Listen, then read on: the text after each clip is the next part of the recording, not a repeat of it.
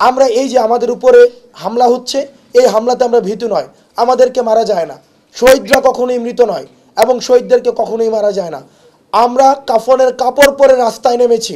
সুতরাং বিদেশি ষড়যন্ত্র এবং দেশীয় ষড়যন্ত্র আপনারা যদি মনে করে থাকেন, হাসনাত সার্জিস থেকে শুরু করে আমাদের এই আসিফ নাহিদ থেকে শুরু করে আমাদের সবাইকে আপনারা মেরে ফেলবেন, লক্ষ আসিফ রাস্তায় দাঁড়াবে, লক্ষ সার্জিস রাস্তায় দাঁড়াবে।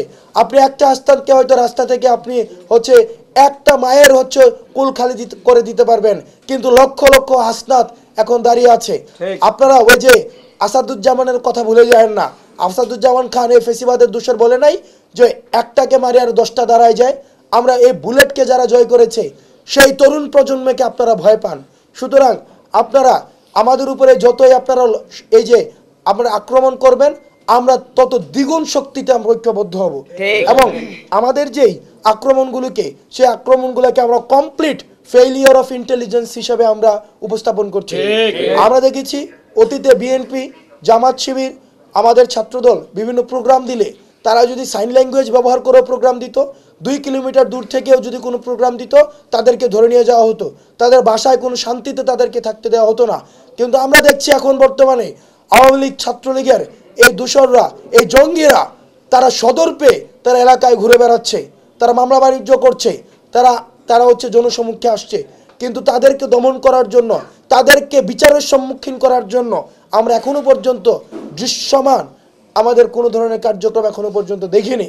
যদি প্রশাসন এবং ইন্টেলিজেন্সের উইং তারা মনে করে থাকে তাদের এই নির্লিপ্ত ভূমিকাকে আমরা স্বাভাবিকভাবে মেনে নেব, তারা এই বিপ্লবী শক্তিকে তারা যদি মনে করে থাকে তারা হচ্ছে এই বিপ্লবী শক্তি স্তিমিত হয়ে গিয়েছেন, তাহলে তারা ভুল ভাবছেন।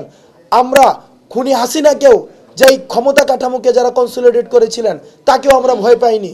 সুতরাং আপনারা যদি মনে করে থাকেন আপনারা নির্লিপ্ত থাকবেন, আপনাদের হাসিনাও মনে করেছিল তার বিকল্প নেই, আমরা আপনাদের বিকল্প খুঁজে নিতে দুইবার ভাববো না। এই ফেইলিয়ার অফ ইন্টেলিজেন্স তাদের ভূমিকাকেও আমরা ইনভেস্টিগেশনের আমরা দাবি জানাই। তো আপনারা আপনাদের জায়গা থেকে আপনারা দায়িত্বশীল হন এবং এই ফেসিবাদের দোষর, অ্যানাবলার এবং কোলাবোরেটর তাদেরকে অনতিবিলম্বে তাদেরকে শাস্তির আওতায় নিয়ে আসেন।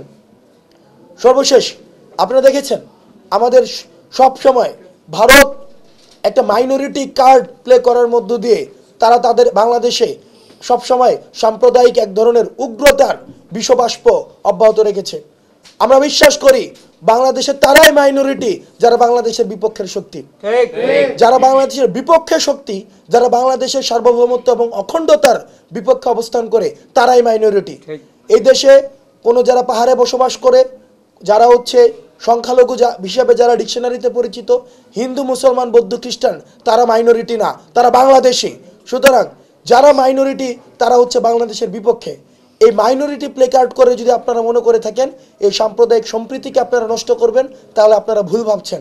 আমরা জায়গা থেকে আমাদের এই সাম্প্রদায়িক সম্প্রীতি অব্যাহত থাকবে এবং যে কোনো ধরনের আমাদের বাংলাদেশের সার্বভৌমত্ব এবং অখণ্ডতার যেই কোনো প্রশ্নকে, যে কোনো ষড়যন্ত্রকে আমরা ছাত্র নাগরিক এবং সিপাহীরা আমরা হচ্ছে সেগুলোকে রুখে দিব। কারণ আমরা বিশ্বাস করি আমাদের পথে হয় মাতৃভূমি রয়েছে, না হয় আমাদের মৃত্যুকে বরণ করে নিব।